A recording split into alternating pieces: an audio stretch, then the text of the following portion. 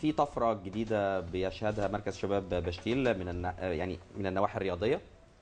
طبعا الحمد لله. احنا عندنا طبعا بصفه الكاراتيه عندنا 5 السنه الاسبوع اللي فات او من اسبوع بالظبط كده. عادي مش تقليدي. لا انا عارف انه كاراتيه بس عادي لان انا اصلا نشاطي اصلا يعني انا ميولي اصلا لكره القدم. نعم. فعندنا 5 ويمكن دي ما كانتش بتحصل في السنين اللي فاتت. 5 طلعوا على مستوى المحافظه طلعوا منهم 3 اوائل و2 تواني وهم تقريبا هم هيمثلوا مركز شباب بشير في بطوله الجمهوريه. ودي حاجه مميزه لينا. وعندنا بنت عندها في حدود 7 سنين او 7 سنين اسمها مي دي بقى لها 3 سنين بتاخد المركز الاول على محافظه الجيزه. ما شاء الله. وهي بتروح بس هي مشكلتها عندها الدراسه فاهلها حافظين عليها على الدراسه قوي. فتمنى طبعا نائب الكاراتيه كله عندنا بتاع مصر يا ريت حد يتمناها في مصر. انها بنت مميزه جدا. وبص يعني حتى لو غابت عن التمرين ورجعت بترجع بطريقه انا بقول ان هي ممكن في فتره قريبه جدا تبقى بطله من ابطال العالم. ادي مراكز الشباب اهي بتخرج مواهب. اكيد. وعندنا بقى في كره القدم احنا بنلعب طبعا ممتاز ب ساعات ممتاز ب تقريبا. بنلعب ممتاز ب السنه دي وماشيين يعني بخطى ثابته. خاصه ان احنا اغلبيه اعضاء مجلس الاداره معانا الاستاذ عبده السيد والاستاذ احمد سعيد اللي هو مدير المركز بيميلوا جدا جدا للكوره. طبعا اللعبه الشعبيه واحنا بلد مش صغيره، ده احنا بلد يعني القريه دي في ملعب. هو دي بقى مشكله. في ملعب اي ده احنا ملعب عندنا ملعب يا استاذه على الطريق الدائري. وكان عندنا مشاكل في الفتره اللي فاتت مع المجلس القومي للشباب. بس طبعا نشكر طبعا باشمهندس خالد عبد العزيز. يا رب يستمر. بس المهندس خالد خلي بالك في حاجات كتيره برضو يعني هو عايز يعمل شغل وفي حاجات يعني ده انا عشان ما انساش الحاجات. عملت مقارنه امبارح بالليل لما عرفت ان انا ان شاء الله معاكم. عملت مقارنه في ورقه عشان ما انساهاش ايه السلبيات وايه الايجابيات. لو قلت لك على السلبيات والايجابيات هتستغرب حاجه ثانيه خالص. سلبيات وايجابيات ايه؟ مجلس قومي سابق ومجلس قومي لا في اختلاف كبير. انا بقول لك رغم ان لسه فتره قليله 4 بنود. انا هقول لك على حاجه انا كاتبهم في ورقه عشان ما انساهمش. 4 بنود في منتهى الخطوره يا استاذنا فاضل. بص البند الاول انا رحت اقابل رئيس المجلس القومي للشباب قبل كده اقسم بالله ما عرفت حتى اشوف شكله. اقسم بالله. فزمايلي في اعضاء مجلس الاداره اللي هم يقول عبده السيد وصالح شعبان دول كانوا معانا فقالوا لي ايه ما تيجي نروح نقابل الباشمهندس خالد ده بيقولوا راجل. قلت لهم يا جماعه انتوا بتهرجوا. ده احنا رحت 50 مره عشان اقابل الدكتور يعني رئيس المجلس القومي للشباب. قال لي طب تعالى نجرب. دكتور صفي اقسم بالله زي ما بقول لك كده. رحنا لقينا مديره المكتب بتاعه. قلت لها سمعت ممكن نقابل الباشمهندس وانا بقول لها انا يعني ايه حاسس ان تقول لي على استحياء او مش موجودين والله. فهم ايه قال لي طب استنى اتفضل. راحت جهلت للباشمهندس خالد. بصيت لقيت الباشمهندس خالد انا اتفاجئت انه طالع الراجل بيقول لي اهلا وسهلا انتوا بشيل اللي بتلعبوا في الممتاز به. دي الحاجه الجميله. قلت له اهلا وسهلا يا باشمهندس. انا ما كنتش مصدق. انا قلت له ده مش هو ده تقريبا ولا ايه صراحه والله. المهم خدنا الراجل كويس جدا خلي بالك. ده انا هقول لك شيء رائع يعني. حاجه تمام حاجه جميله. خدنا وقعدنا معاه. قال لي ايه مشاكلك؟ قول لي ايه مشاكلك؟ قلت له مشاكلي اللي انا كنت عاوز يعني في شركه جايه عاوزه تعمل برج لنور اعلان برج اعلان كده عندي وبعت للمديريه. المديريه قالت لي لا ده مش ما فيش ده الكلام ده قبل كده. قلت له عندي سور النادي على الدائري. تقدروا تحطوا اعلانات على الدائري. انا بشتري دي على بعد لا كل 4 دقايق من ميدان لبنان. خد بالك. قلت له انا عاوز اعمل محلات ومش عارف اعمل ايه. قال لي اعتبر كل الكلام اللي انت بتقوله وبرغم والله العظيم انا بعت المجلس القومي للشباب قبل كده على الاعلان قالوا لا. بعته على المحلات قال لي لا. الحقيقه انا بشكرك الاول على ان انت فعلا حسستنا بالتفاؤل انه في يعني مسؤول متجاوب. ده طبعا يعني المفروض يكون على طول الخط ولكن الى حد ما خلينا نقول ان دي فتحت لنا برضو باب من ابواب التفاؤل وده كويس. ايوه بس لسه في حاجات كنت عاوز اقولها بسرعه. السبب الاعضاء مراكز الشباب بتمشي ليه او الشباب كان بتمشي ليه. الادويه كان المجلس السابق كان مخليها ب 50 جنيه. انا مركز شباب يا دوب عندي كاراتيه وكره قدم وحاجات ثقافيه وبرنامج الشباب والطريقه بس هو ده. وانا ما عنديش اماكن كتير عشان اعمل نادي اجتماعي لغايه دلوقتي على فكره يعني. خليتها لي 50 جنيه ليه؟ هو في العدوى هيجي كده مشي العدوى. طبعا الباشمهندس خالد نزل العضويه خليها من 5 جنيه ل 30 جنيه، من 50 جنيه وايه، وترجع لمجلس الاداره على حسب ظروفك. انا مثلا بشتري، عندي ناس ما عندهاش امكانيه تدفع 50 جنيه ولا حاجه، بقينا خليناها احنا كمركز شباب خليناها 10 جنيه. رحلات كانت في اسكندريه، وزمان طبعا كان الكلام ده في اسكندريه والاقصر والحاجات دي كانت موجوده، برضه ما كناش بنشوفها خالص كمركز شباب. احنا الفتره دي باشمهندس بعت لنا جواب بيقول في رحله الاقصر، في رحله الاقصر واسوان، في راس البر، في الاسكندريه، وب 100 جنيه الخمس ايام بالاقامه كلها. ما كناش بنشوفها، كان كل الحاجات دي محطوطه لاعضاء مجلس الشعب بس. بس خلي بالك هقول لك على حاجه يا استاذ عبد الرحيم، انت شايف يعني في تفاؤل كبير وفي انجاز كبير في مده قليله جدا قدر يعمله المهندس خالد عبد العزيز رئيس المجلس القومي للشباب. لكن خلي بالك برضو ان المهندس خالد عبد العزيز في حاجات مؤيده، يعني لو هو خد حريه شويه والقوانين اتغيرت شويه كل مراكز الشباب هتشوف حاجات احسن من كده بكتير على فكره.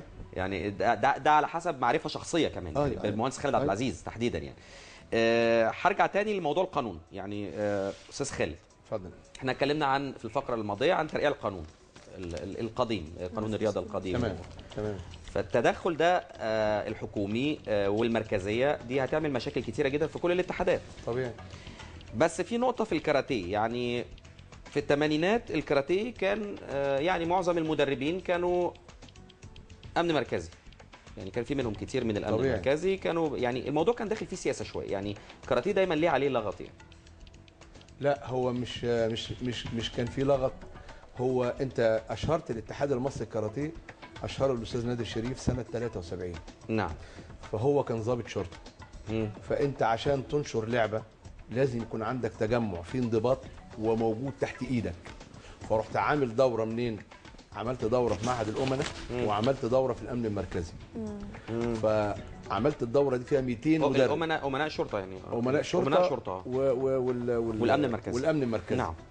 وقوات مسلحه دخل مثلا كابتن رضا الجندي اللي دربني، دخل يعني كده.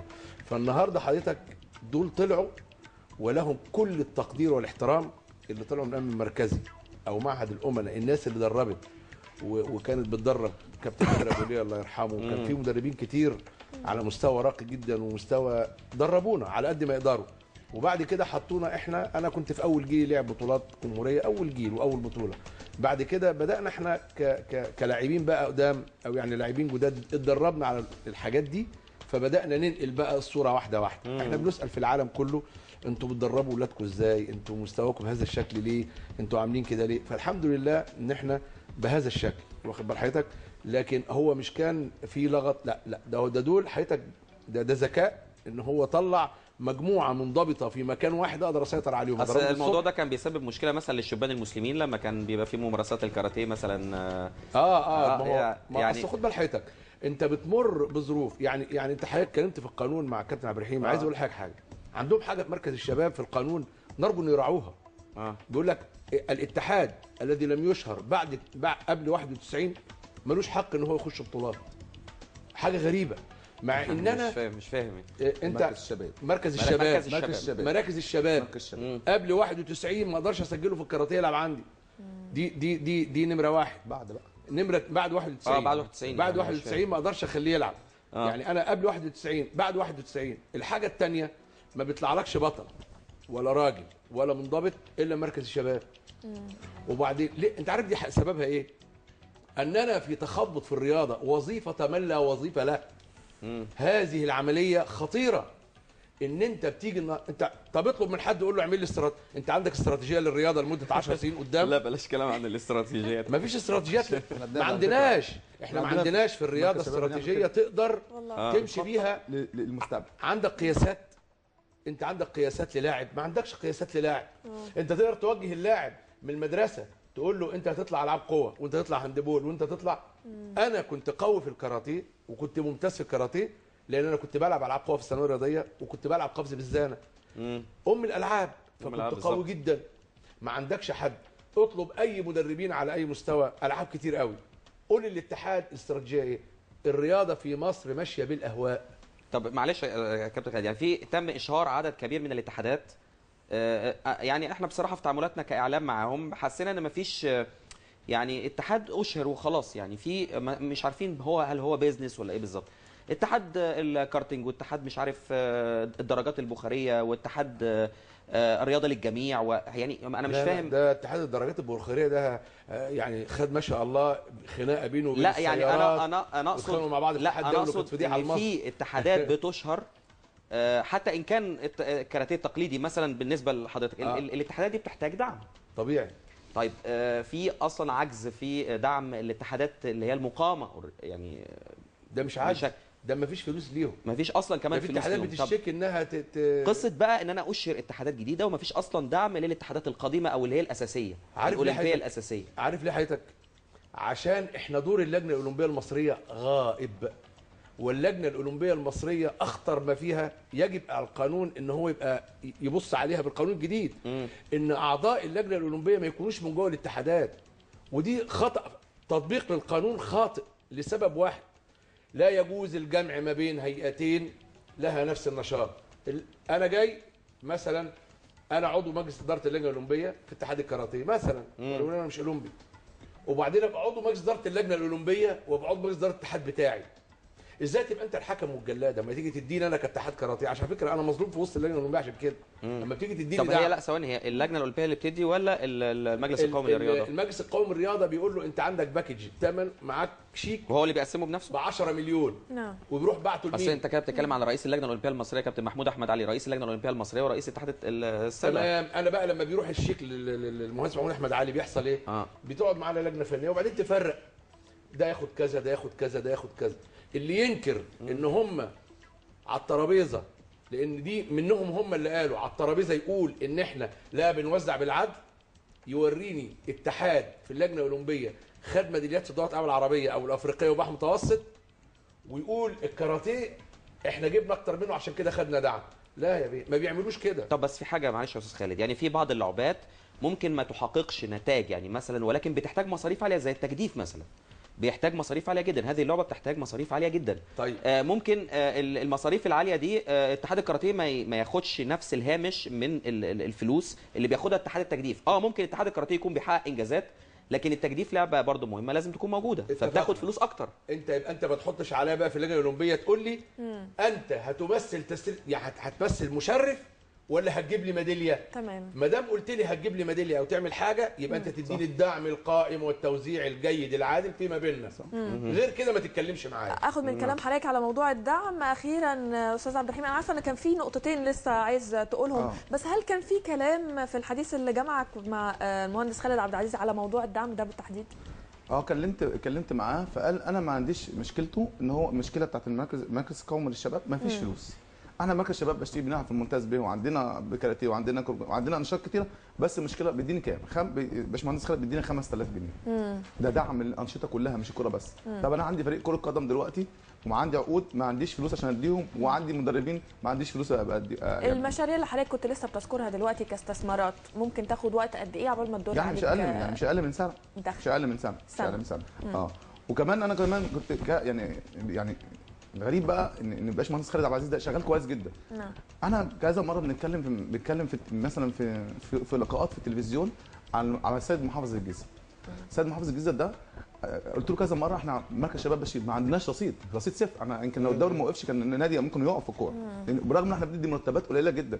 وقلت يا سياده محافظ الجيزه بشير دي تابع محافظه الجيزه ومركز شباب بشير المركز الوحيد اللي هو بيمثل محافظه الجيزه.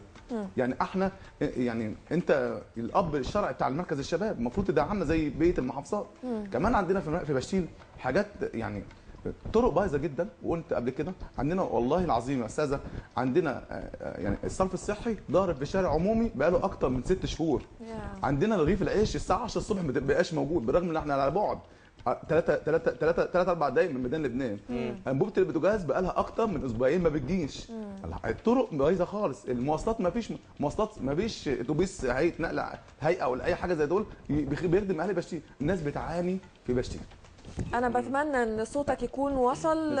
طبعا مهندس خالد عبد العزيز انت رحت بنفسك ووصلت له صوتك. بس يكفي طبعا او فاضل كده السيد محافظ الجيزه يكون سمع شكوتك، وان شاء الله تكون الاستجابه سريعا. شكرا جزيلا كابتن عبد الرحيم على وجودك معانا. كابتن عبد الرحيم حسان رئيس مركز شباب نادي بشتيش، شكرا جزيلا. كل الشكر استاذ خالد جاد المولى نائب رئيس اتحاد الكاراتيه، شكرا جزيلا لحضرتك. صباح رياضه وصباح صباح الخير. ومشاهدينا هنروح لتقرير سريع ونستعد لاستقبال في الفقره القادمه ضيوفنا الكابتن يسري احمد نجم نادي الاتحاد السكندري الاسبق ووالد اللاعب اكرام يسري وخال النجم الشهير احمد ساري، والاستاذ علاء حماد عضو الجمعيه العموميه بنادي الاتحاد السكندري. نروح نشوف التقرير ونرجع لكم مره ثانيه.